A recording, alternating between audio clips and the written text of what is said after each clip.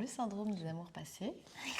C'est Donc, le syndrome des amours passés, c'est en fait un syndrome pour les gens qui n'arrivent pas à avoir d'enfants. En fait, il y a certaines personnes, en fait, on leur détecte ce syndrome qui en fait...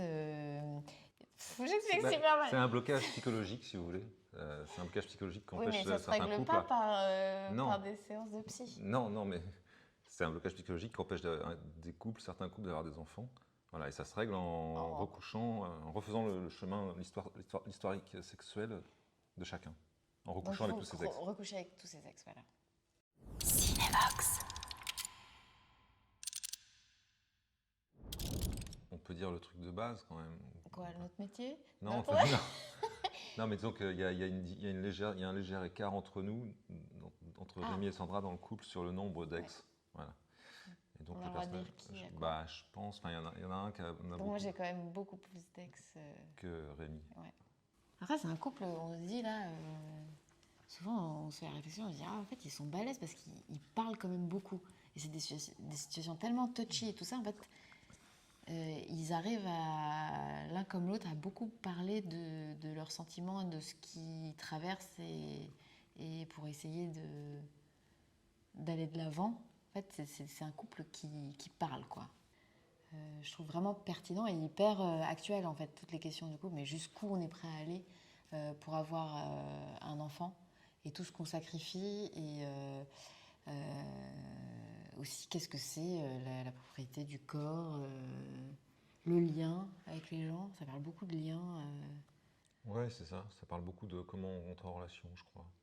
Et comment on maintient les relations, comment on les perd, en fait. Je pense qu'il découvre que ce qu'il voulait faire, ce à quoi il voulait arriver, n'a pas forcément la forme à laquelle il s'attendait et que malgré tout, c'est très bien. Quelque chose comme ça. Non ? Tu es en train de tout révéler, toi ? Non, je sais pas. Je pense que je l'ai dit de façon assez théorique, donc je ne sais pas ce qui se passe. C'est une comédie, mais il y a quand même des moments assez durs, en fait. Mais ça, c'est le cinéma d'Anne Raff, en fait. Ils arrivent à aborder des sujets... ouais. Enfin, c'est en même temps ultra comique parce qu'il y a des situations complètement pétées, quoi. C'est assez jouissif à jouer vraiment assez souvent. Mais il y a quand même des moments tragiques. Hein il y a quand même des moments durs. Oui, il y a des moments durs. Je pense que ce qui intéresse Anne et Raph, ça je ne veux pas parler à leur place, mais c'est d'aller chercher où est-ce que ça gratte dans les situations et comment ces endroits qui grattent tellement deviennent vraiment comiques. Et donc c'est pour ça qu'il y a une espèce d'humour qui est à la fois assez simple, assez direct, pour moi assez immédiat, et en même temps un peu grinçant, parce qu'il va chercher à la limite des situations. Voilà. Mais après, comme on fait beaucoup de prises, en fait, je crois qu'il peut faire un film dramatique comme ultra comique. Enfin, non, mais parce que une même situation, on peut l'aborder, voilà. Donc après, c'est eux qui vont moduler, mais c'est vrai que nous, à chaque fois, on passe par plein de... Par exemple, aujourd'hui, elle disait, c'est marrant, souvent les premières prises, elles sont très...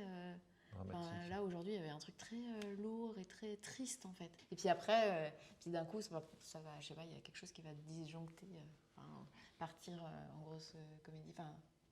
Je crois qu'ils sont assez intéressés aussi par le côté discussion à bâton rompu des personnages. Donc il y a des grandes scènes, nous on passe par des grandes prises de dialogue, de discussion, etc. Il y a un petit côté Tarantino dans certaines prises comme ça, où c'est les scènes dans les films de Tarantino où les gens parlent beaucoup, et on ne sait même plus exactement de quoi ils parlent et pourquoi ça a de l'importance pour eux.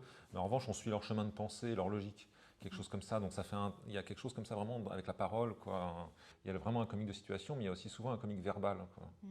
Puis l'un comme l'autre, on essaie de se faire comprendre et de défendre notre bout de gras. Et comme tu as souvent tort et que tu ne veux souvent pas l'accepter, ça m'amène, à voir. Non mais c'est marrant, tout à l'heure, sur certaines prises, je me disais, ah oui là d'accord, je me disais que j'étais d'accord, j'étais du côté de Rémi, puis des fois je dis, ah non mais là franchement, je me comprends complètement, quoi. Enfin ouais, voilà, après on va voir ce qu'on va faire au montage, nous on a fourni tout. Ouais. Cinévox.